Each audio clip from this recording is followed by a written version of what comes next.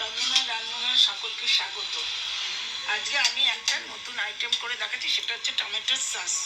সে প্রথমে টমেটোগুলোকে বাজার থেকে কিনে এনে ভালো করে পরিষ্কার করে বোটাগুলোকে ছাড়িয়ে ধুয়ে তারপর একটা কড়াই বসিয়ে কেটে নিলাম টমেটোগুলোকে। তারপর একটা কড়াই বসিয়ে শুকনো কড়াই বসিয়ে আমি টমেটোগুলোকে সব ঢেলে দিলাম। ঢেলে নুন আর হলুদ দিলাম। এবার আমি এই যে নুন আর হলুদ দিয়ে টমেটোগুলোকে ঢেকে দিয়ে খানিকক্ষণ চাপা দিয়ে রেখে দিলাম। তারপর খুলে আমি এই যে টমেটোগুলোকে এখন নাড়াচ্ছি। নাড়িয়ে এবার করছি সেটা হচ্ছে জলটা ঠান্ডা হয়ে গেছে। এখন আমি টমেটোগুলোকে স্ম্যাশ করে আমি ছেঁকে নিচ্ছি ছাঁকনির মধ্যে, বড় একটা ছাঁকনির সাহায্যে। এইভাবে ছাঁকনি দিয়ে ছেঁকে নিতে হবে টমেটোগুলোকে। যতক্ষণ না টমেটোগুলো ছাঁকা হচ্ছে এইভাবে আপনাদের নাড়িয়ে যেতে হবে। টমেটোগুলো সিদ্ধ হয়ে গেছে। এরপরে আমি একটা বড় ছাঁকনির সাহায্যে এইভাবে টমেটোগুলোকে ছেঁকে নিচ্ছি পাল্প বার করার জন্য। টমেটো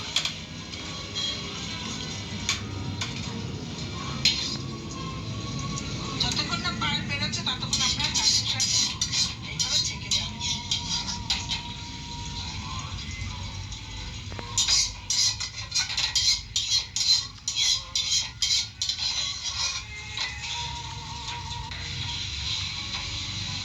সেটা হচ্ছে ছাঁকনি দিয়ে ছাঁকার পর আমি আবার একটা কড়াইয়ের মধ্যে, খালি কড়াইয়ের মধ্যে এই পাল্পটাকে আমি ঢেলে দিলাম।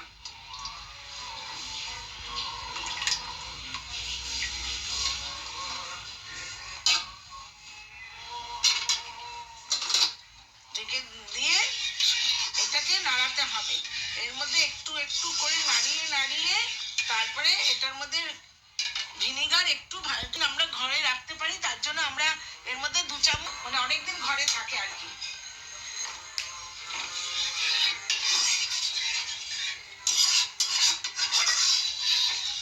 ভালো কাশ্মীরি লঙ্কার গুঁড়ো মেশাচ্ছি, আসার জন্য দিলাম।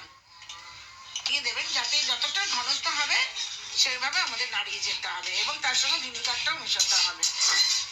ভিনিগারটা দিলে অনেকদিন ঘরে স্টোর করে রাখতে পারবেন।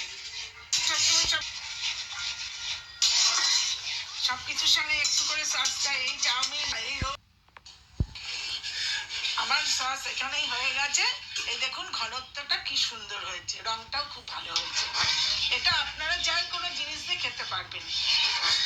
চাউমিন, তারপরে পাস্তা, তারপরে ব্রেড, সবকিছুর সঙ্গে চলবে। মোমো, সবকিছুর সঙ্গে চলবে। যদি কিছু ভালো লেগে থাকে চ্যানেলটা আবার সাবস্ক্রাইব আর লাইক শেয়ার করে দেবেন। নমস্কার।